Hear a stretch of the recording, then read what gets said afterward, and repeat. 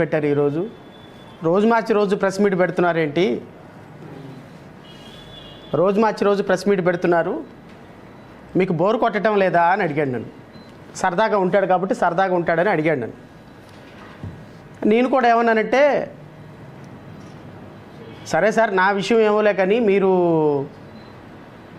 రాత్రి ఏటీవీ చూశారు సార్ అన్న.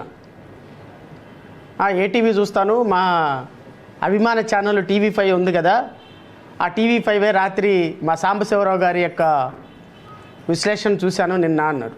వెరీ గుడ్ సార్, మరి పొద్దున ఏం పేపర్ చదివారు సార్ అన్న. నేను అంటే యాజ్ యూజువల్గా ఈనాడే చదువుతాను, ఇంకేం చదువుతాను అన్నాడు. నిన్నేం పేపర్ చదివారు సార్ అన్న. నిన్న కూడా ఈనాడే చదివాను అన్నాడు. మరి మొన్నేం పేపర్ చదివారు సార్ అంటే, నేను సహజంగానే ఈనాడు పేపర్ని చదువుతాను రోజు. ఈనాడు పేపరు, ఆంధ్రజ్యోతి పేపరు చదువుతాను, అప్పుడప్పుడు సాక్షి పేపర్ కూడా చదువుతాను అన్న. రోజు ABN TV5 ఏదో ఒకటి చూస్తారు కదా, ఖచ్చితంగా రోజు 7 గంటలకి 8 గంటలకి ఏదో ఒక సందర్భంలో చూస్తారన్న. నేనేమన్నానంటే ఆయనతో, సార్ అబద్ధాలు,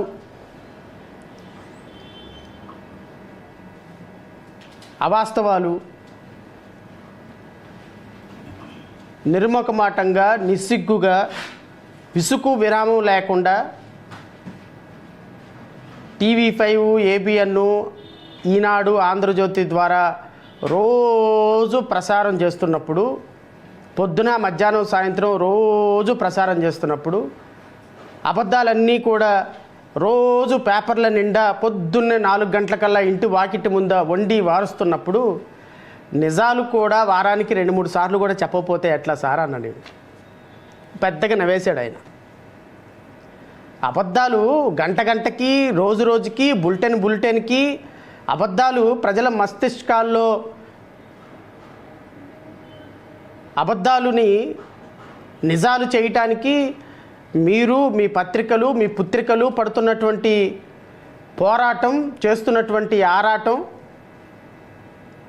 ప్రజలకు అబద్ధాలు చెప్పడంలో మీరు పోటీ పడుతున్నారే, నిజాలు చెప్పడానికి కనీసం వారానికి 2 సార్లు అయినా నిజాలు చెప్పడానికి రాకపోతే ఎట్లా సార్ మేము?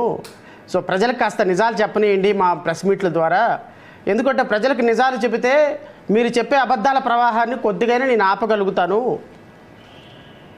అదర్వైజు మాలాంటి వాళ్ళని కూడా మాట్లాడకపోతే మీరు చెప్పే నిజాలు అయిపోతాయి.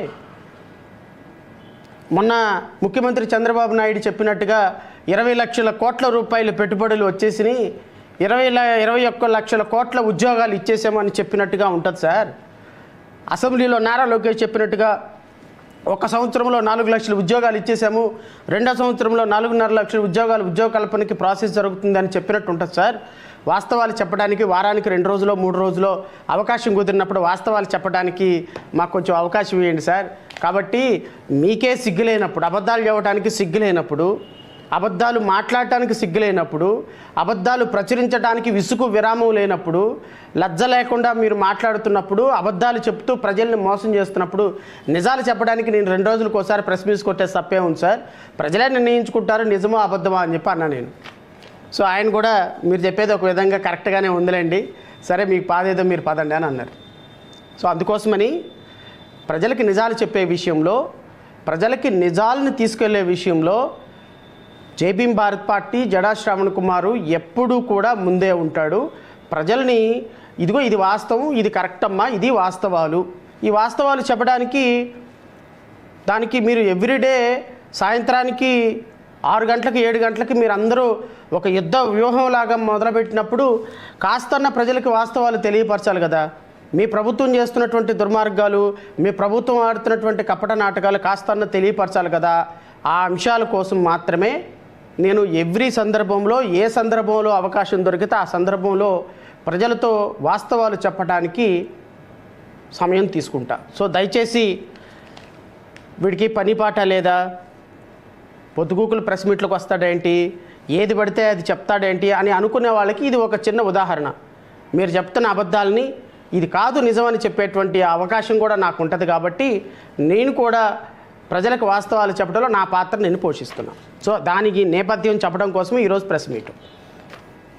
అయితే రాష్ట్ర ప్రజలు గమనించాల్సింది ఏంటి అంటే ఆంధ్రప్రదేశ్ రాష్ట్రం